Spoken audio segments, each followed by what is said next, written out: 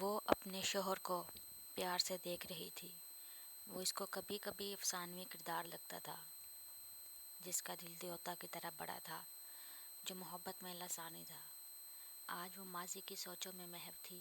اسے 5 سال پہلے کے واقعات یاد آئے تو اس کی آنکھوں سے آنسو امڑ آئے۔ وہ کتنی نادان تھی۔ اگر اسے وہ شخص مل جائے تو اسے قتل کر دے، چاہے بعد میں اسے پھانسی ہی کیوں نہ ہو جائے۔ اس کی ملاقات اس لڑکے سے پہلی بار ایک ریسٹورنٹ میں ہوئی، جب وہ اپنی سہیلیوں کے ساتھ کھانا کھا رہی تھی۔ ان کی نظریں آپس میں ملی۔ اس کی شخصیت میں سحر تھا۔ اس لڑکے نے ایک پرچی پر اپنا فون نمبر لکھ کر اپنی ٹیبل پر رکھ دیا۔ اس کی قسمت خراب تھی کہ اس نے اس پرچی کو بعد میں اپنے پرس میں رکھ لیا۔ یہ بہت ہی بچگانہ عمل تھا۔ کئی دن بعد اس نے ہمت کی اور اسے فون ملایا۔ اس کی باتوں میں عجیب مٹھاس تھی، جس کی وجہ سے وہ آہستہ آہستہ اس کے قریب آ گئی۔ اس کی فیملی لڑکیوں کی آزادی کی قائل نہیں تھی کہ لڑکیوں کا لڑکوں سے یوں بات کرنے کو معیوب سمجھا جاتا تھا، اس لیے چھپ چھپ کر بات کرتی۔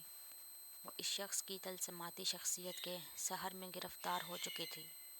گھنٹوں فون پر بات کرتی تھی۔ پھر لڑکے نے ملاقات کے لیے اصرار شروع کر دیا۔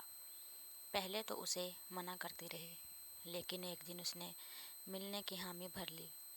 ریسٹورنٹ میں جب دونوں نے آمنے سامنے بیٹھ کر پہلی دفعہ بات کی تو اسے بہت اچھا لگا۔ پھر یہ سلسلہ چلنا شروع ہو گیا کہ ہفتے میں ایک دن ملاقات ضرور ہوتی تھی۔ اس کی آنکھوں سے پھر آنسو امڑ آئے۔ وہ ایک دم خیالات کی دنیا سے واپس آ گئی۔ اس نے اپنے شوہر کو ایک بار پھر پیار کی نظر سے دیکھا۔ اسے اگر اس بات کی پرواہ نہ ہوتی کہ اس کی نیند خراب ہو جائے گی تو ضرور اس کے ہاتھوں کو چوم لیتی، جس نے اس کا بہت مشکل وقت ہاتھ تھاما تھا۔ آج نیند اس سے کوسوں دور تھی۔ وہ پھر ماضی کی دنیا میں واپس چلی گئی۔ اس لڑکے نے اسے پہلی بار اپنے گھر آنے کی دعوت دی۔ اس نے بتایا تھا کہ وہ یتیم ہے، اس کا دنیا میں کوئی نہیں ہے۔ اس وجہ سے اسے اس کی ذات سے محبت کے ساتھ ہمدردی بھی تھی۔ گھر میں ملاقاتیں ہونی شروع ہو گئیں۔ پھر ایک دن محبت کے نشے میں وہ گناہ ہو گیا جس کا کوئی عزت دار بندہ تصور بھی نہیں کر سکتا۔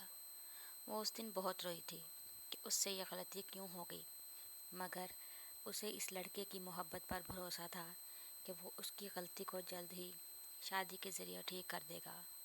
وہ شادی کا اصرار کرتی تو وہ ہنس کر ٹال دیتا کہ اتنی بھی کیا جلدی ہے۔ وہ بری طرح گناہ کی دلدل میں پھنس چکی تھی۔ پھر اچانک وہ غائب ہو گیا۔ اس کے بعد کبھی اس سے ملاقات نہیں ہوئی۔ اس کا گھر بھی خالی تھا جو کرائے کا تھا۔ اس کے موبائل نمبرز بھی بند تھے۔ اس نے رو رو کر برا حال کر دیا۔ اس کا گناہ اتنا بڑا تھا کہ کسی کو بتا بھی نہیں سکتی تھی۔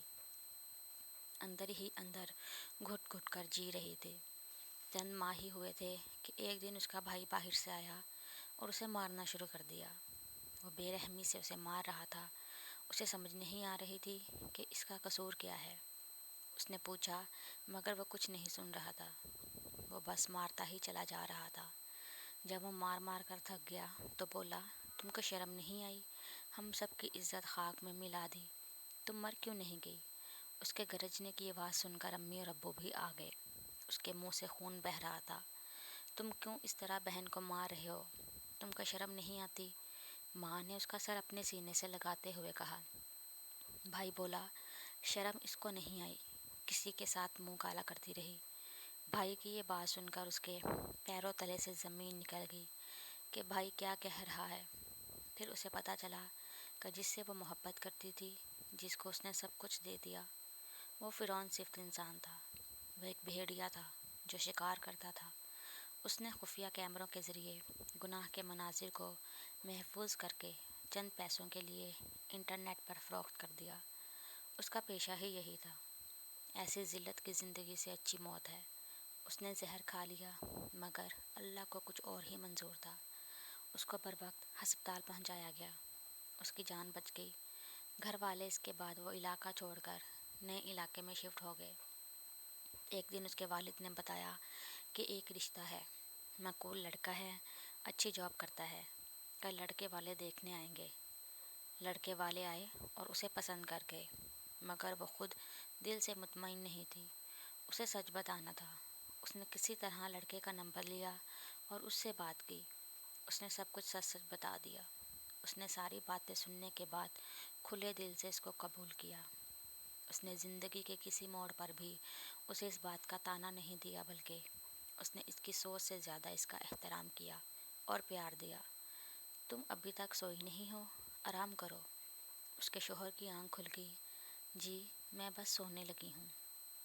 اس نے سائڈ پر رکھے ٹیبل لیمپ کی لائٹ بجھا دی، مگر ماضی کی سوچیں اس پر حاوی تھیں۔ نیند کی دیوی آج اس پر مہربان نہیں تھی۔ 10 سال بعد ایک دن دونوں میاں بیوی عام دنوں کی طرح شاپنگ پر نکلے۔ ایک اشارے پر ایک بھکاری ان سے بھیک مانگنے کے لیے آگے بڑھا۔ اللہ کے نام پر دے دو، اللہ جوڑی سلامت رکھے۔ وہ اسے صاف دیکھ سکتی تھی۔ اس نے 10 کا نوٹ پرس سے نکال کر اسے پکڑایا۔ اس کی زندگی کا آج بہت بڑا مسئلہ حل ہو گیا تھا، جس نے اس کی روح کو اندر سے گھائل کر رکھا تھا۔ وہ اس فقیر کی جسمانی خستہ حالی کو دیکھ سکتی تھی۔ اس کے ہاتھ پاؤں بالکل بیکار تھے۔ وہ چلتا پھرتا موت کا شاہکار تھا۔ اس نے اپنی آنکھیں بند کر لی اور گاڑی کی سیٹ سے ٹیک لگا دی۔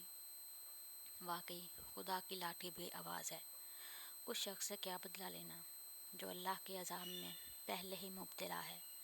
یہ فقیر وہی شخص تھا جس نے 10 سال پہلے اس کی عزت پر داغ لگایا تھا۔